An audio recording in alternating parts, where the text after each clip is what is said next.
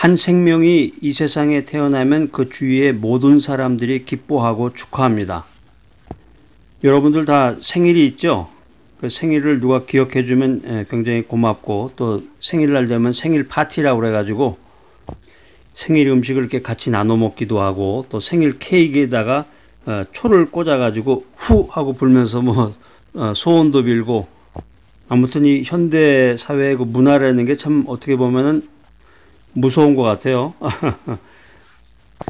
생일 케이크 준비가 되지 않았을 때는 그 초코파이인가요? 초코파이 같은 데다가 이렇게 초 하나 어서 구에다가 초가 없으면 성냥 같은 거 하나 이렇게 꽂아 놓고서 그렇게 상징적으로 이렇게 하는 사람도 봤는데, 아무튼 이 생명이 세상에 태어난다, 여기에 의미가 있다는 것입니다.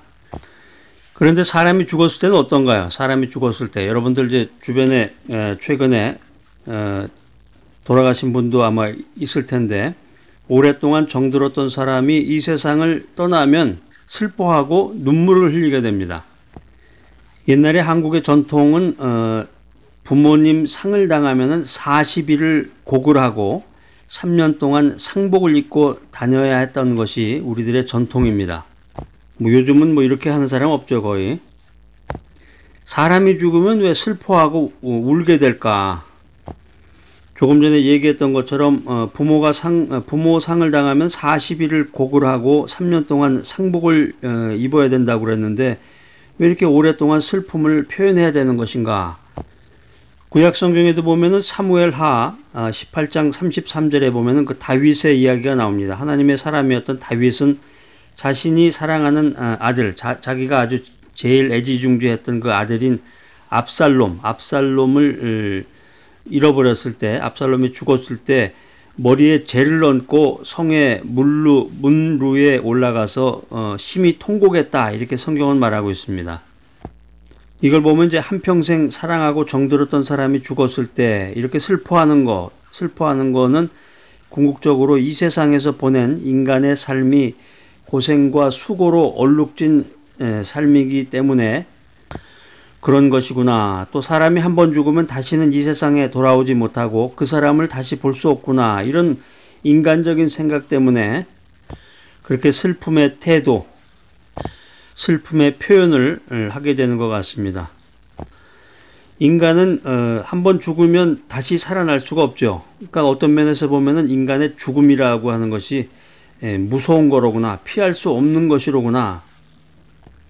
그렇기 때문에 역설적으로 죽음을 피해보려고 안간힘을 쓰는 것이 인간의 모습일지도 모르겠습니다.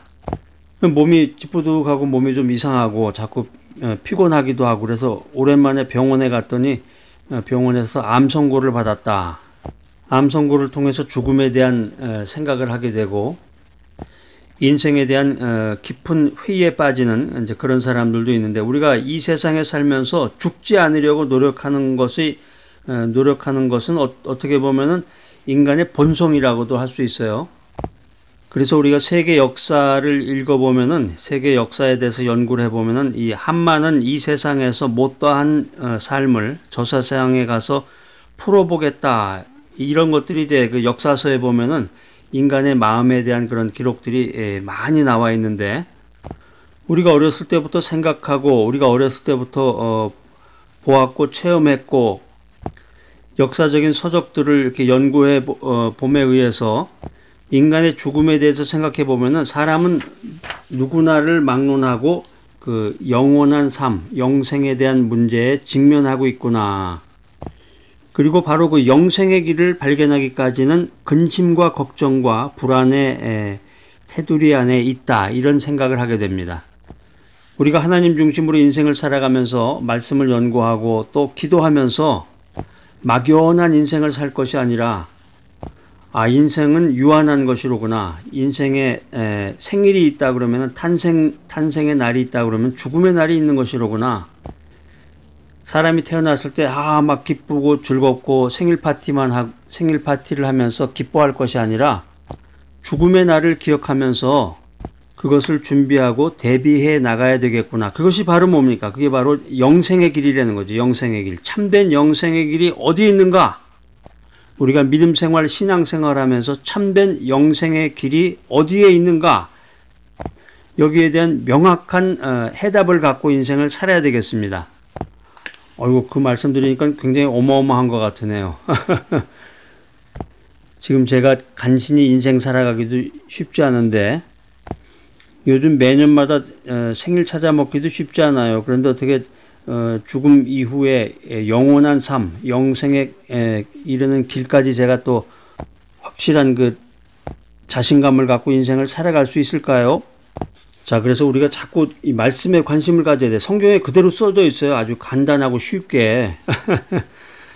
오늘 이제 요한복음 17장 3절 말씀 한번 찾아서 여러분들 한번 이 성경을 자꾸 찾아서 이게 밑줄을 그으셔야 돼. 이 성경책 뭐 아무런 표시도 안 해놓으시고 심지어는 그렇게 생각하시는 분도 있어요. 하나님의 말씀인데 어떻게 여기다가 막 그 밑줄 두고 그렇게 낙서를 해도 되나요? 낙서가 아니라 메모인데 말씀을 사모하는 마음으로 성경을 찾아서 읽고 언더라인 쫙 빨간색으로 이렇게 거놓으시고 중요한 것은 큰 목소리로 3번을 읽으시면서 그 말씀의 진의를 느껴야 됩니다. 요한복음 17장 3절 찾으세요.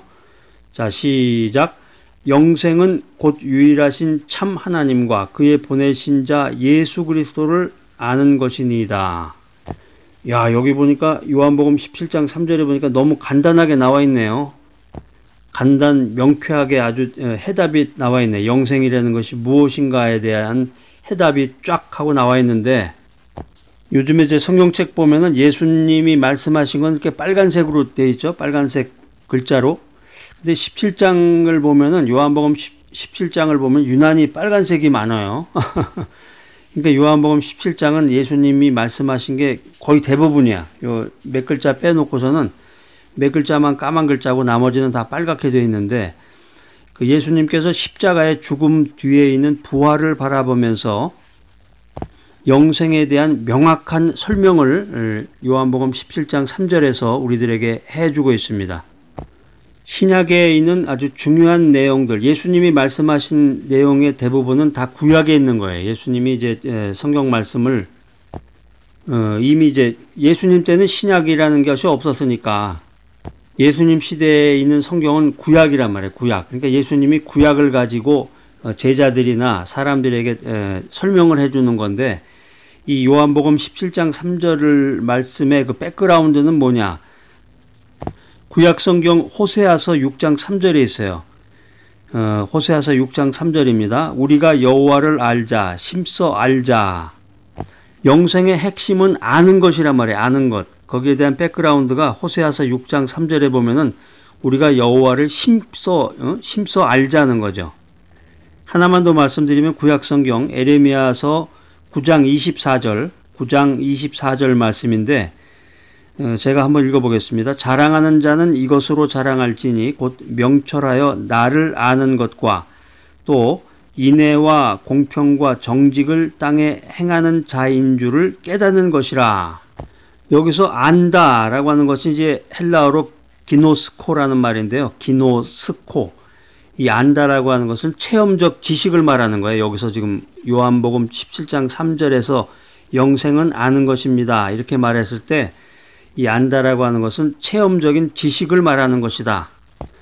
자, 그렇다면 참된 영생의 길이 어디에 있는가? 이제 3가지 중요한 포인트를 가지고 여러분들에게 말씀을 드릴 텐데 첫 번째는 참된 영생의 길이 어디 있는가? 첫 번째 포인트는 세상의 돈과 권세가 아니다라고 하는 것입니다. 우리가 인생 살아가면서 이 세상의 부와 권력이 인간에게 모든 만족을 준다고 생각하는 사람들이 있습니다. 뭐 대부분 그렇죠. 그래서 부자와 권세가들은 저 세상에서의 삶은 필요가 없고 오직 지금 이 생에서의 삶만 잘 살면 된다. 이렇게 생각하는 거죠. 그렇지만 세상의 부와 권세는 이 세상에서 참된 만족을 줄 수도 영생을 가져다 줄 수도 없다라고 하는 것입니다.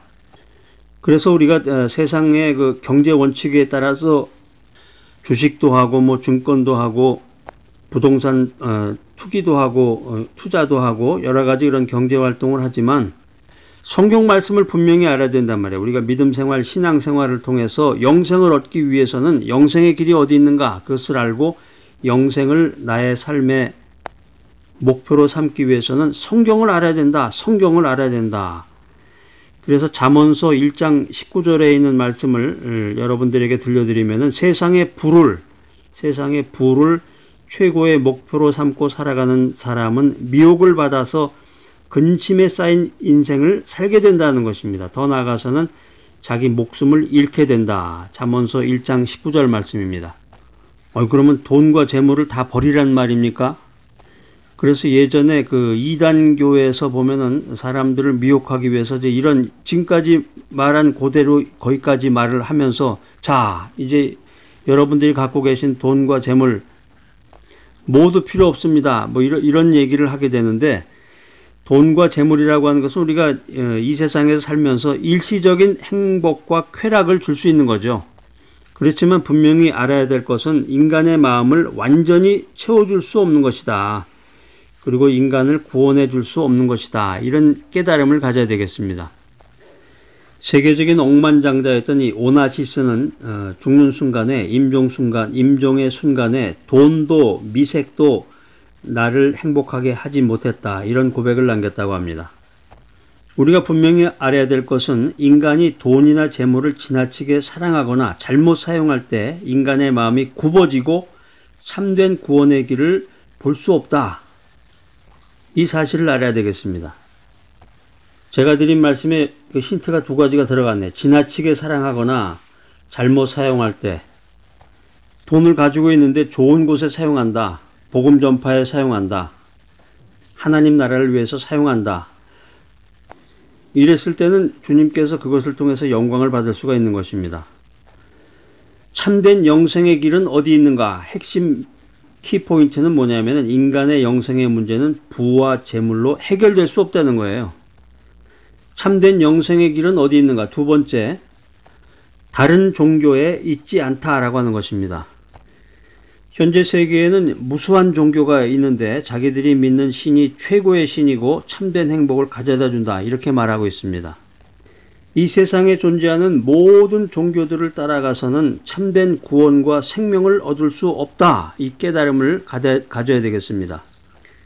한때 마니교를 따라가서 방황했던 성 어거스틴은 후일 하나님께 대한 신앙으로 돌아와서 이런 고백을 남겼습니다. 오직 당신에게만 우리의 영혼은 안식을 얻나이다. 참된 영생의 길은 어디에 있는가? 세 번째, 첫 번째 뭐라 그랬어요? 세상의 부와 권세가 아니다. 참된 영생의 길은 세상의 부와 권세로부터 얻을 수가 없다. 두 번째 뭐라 그랬어요? 세상에 존재하는 무수한 종교에 있지 않다. 마지막 세 번째는 참된 영생의 길은 어디에 있는가? 유일하신 하나님을 아는 것이다 라고 하는 것입니다. 성경에서 말하는 이 영생의 길, 이거 이상으로 더 정확하고 확실한 게 없는 거예요. 성경에서 말하는 우리가 살아가는 인생에서 제일 중요하고 비중 있는 내용은 굉장히 간단하게 되어 있어요. 그 내용이 간단하고 분명한 말로 우리들에게 전달이 되고 있는데 참된 신은 누군가? 성경에 분명히 나와 있잖아요. 유일하신 하나님이시다. 이 세상에 독생자 예수 그리스도를 보내셔서 온 인류의 죄를 대속하기 위해서 십자가에서 죽게 하신 사랑의 하나님만이 나의 참된 신, 인생의 참된 신이 된다라고 하는 것입니다. 오늘 이 요한복음 17장 3절 말씀 아주 정말 위대한 말씀입니다. 여러분들 잊어버리지 마시고 꼭 킵해 놓으셔가지고 메모도 해 놓으시고 잘 보존하셔가지고 암송도 하시고 자꾸 읽으시고 언더라인도 하시고 이 말씀대로 살아가시고 이 말씀을 체험하시는 귀한 인생길을 살아가시기 바랍니다. 사람의 구원은 헛된 것이고 하나님 외에는 참된 영생의 길이 없다. 제가 성경을 연구하다가 구약 성경 한 구절을 보고 깜짝 놀랐어요. 야, 이렇게 성경이 참 너무 간단하게, 명료하게, 명쾌하게 이렇게 진리의 말씀을 알려주는구나. 할렐루야. 여러분들에게도 같이 나누고 싶은데요. 이사야서 한번 찾아보세요. 이사야서 43장이네. 이사야서 43장 11절. 간단해 아주. 자, 한번 읽어볼까요? 시작. 나는 여호와라. 나 외에 구원자가 없느니라. 사람의 구원은 헛된 것이고 하나님 외에는 참된 영생의 길이 없다라고 하는 것입니다. 그러니까 오늘 메시지를 들어보니까 야 정말 성경을 좀 알아야 되겠구나. 성경 메시지를 자꾸 듣고 반복해서 듣고 확신을 갖고 체험하는 인생을 살아야 되겠구나 이런 생각이 들죠. 신약 성경을 읽다 보니까 사도행전에도 아주 명쾌한 말씀이 나와 있습니다. 이 사도 베드로가 성령이 충만해서 했던 말인데 어디 있나요? 사도행전 4장이네. 사도행전 4장 12절 말씀. 사도행전 4장 12절 말씀. 자, 시작. 다른 이로서는 구원을 얻을 수 없나니 천하 인간의 구원을 얻을 만한 다른 이름을 우리에게 주신 일이 없음이니라. 하나님을 알아라. 하나님을 안다. 이게 어떤 의미가 있다고 그랬어요? 하나님에 대해서 단순히 지식적으로 아는 게 아니라 하나님과 인격적인 관계를 맺어야 된다는 거죠. 인격적인 관계를 맺고 하나님을 나의 구주로 믿는다. 하나님께서 보내신 독생자 예수 그리스도를 나의 구세주로 믿는다. 그러기 위해서는 내 자신의 죄를 인정하고 회개하고 하나님의 은혜를 간구해야 됩니다. 자, 오늘 참된 영생의 길은 어디 있는가? 영생이라고 하는 것은 우리의 인격이나 행위로 얻을 수 있는 것이 아니고 예수 그리스도를 믿음으로 받는 선물이다라고 하는 것입니다. 야, 영생을 얻어야 되는데 내가 죽으면 어떻게 될까? 영원한 삶을 살아야 되는데 착하게 살아야지. 착하게 살아야지. 내가 가지고 있는 돈이나 물질 가지고 이웃도 돕고 또 인격적으로 고상한 인격, 가치 있는 삶을 살아야지. 이런 건가요? 영생은 내가 가지고 있는 인격이라든가 내가 하는 그 선한 행위로 얻을 수 있는 것이 아니다. 야, 이거 오늘 아주 놀라운 말씀이네. 영생은 인간의 인격이나 행위로 얻을 수 있는 것이 아니고 오직 예수 그리스도를 믿음으로 받는 선물이다라고 하는 것입니다. 여기에 대해서 그 명쾌한 그 체계가 없는 사람은 교회 다닌 지 오래됐고 교회에서 직분을 가졌다고 할지라도 믿음이 없는 사람이에요. 믿음이 없는 거야. 영생을 어떻게 얻는지를 모르는 거죠. 이게 영생이라고 하는 것은 교회 봉사 열심히 하고 11조 많이 하고 선한 행동 많이 하고 10계명 지키고 교회에서 하라는 대로 잘 충성하고 따르면 영생을 얻는 거겠지. 교회 믿고 목사님 믿으면 영생 얻는 거겠지. 여러분 그렇게 사시나요? 영생은 인간의 인격이나 행위로 얻을 수 있는 것이 아니고 오직 예수 그리스도를 믿음으로 받는 선물이다. 선물이라는 거예요. 선물. 그러니까 우리가 값없이 받는 선물이죠. 선물이라는 게 내가 돈을 주고서 값을 지불하고서 받는 게 선물이 아니잖아요. 제가 살고 있는 그 LA에 보면은 이 집 주변에 묘지들이 있습니다. 한국 같으면은 집 주변에 묘지가 있으면 어떻게 해요? 공동묘지가 있으면 그렇게 생각하실 텐데 그게 이제 관습과 그 문화의 차이인 것 같아요. 가장 가까운 곳에 교회 안에도 묘지가 있고 그 집 주변에 그 묘지 터가 있는데 굉장히 아주 넓고 굉장히 공원같이 되어 있죠. 어떻게 보면 쉽게 설명한다 그러면 현충원 같은 거죠. 쉽게 말하면 그런 식으로 이렇게 쫙 이렇게 되어 있는데 그 묘비들이 이렇게 쫙 서 있는데 거기 가보면 이렇게 뭐라고 전부 이렇게 글씨가 써져 있는데 믿지 않는 사람들의 묘비명은 죽은 사람의 태어난 날과 죽은 날, 작고한 날, 그리고 이제 그 사람에 대한 간단한 기록이 이제 거기에 적혀 있게 되겠지만, 우리 믿음의 사람들, 하나님 중심으로 인생을 살아가는 사람들, 영생을 소유한 사람들은 그 묘비명에 뭐라고 쓰여져 있을 것 같아요. 제가 여러분들에게 아주 엄청나게 귀중한 선물을 하나 드리겠습니다. 여러분 잘 간직하셨다가 여러분 나중에 묘비명에도 사용하시고 여러분 이제 기도 제목으로도 사용하시면 좋을 것 같습니다. 요한복음 11장 25절 26절 말씀입니다. 자, 시작. 나는 부활이요 생명이니 나를 믿는 자는 죽어도 살겠고 무릇 살아서 나를 믿는 자는 영원히 죽지 아니하리라. 할렐루야.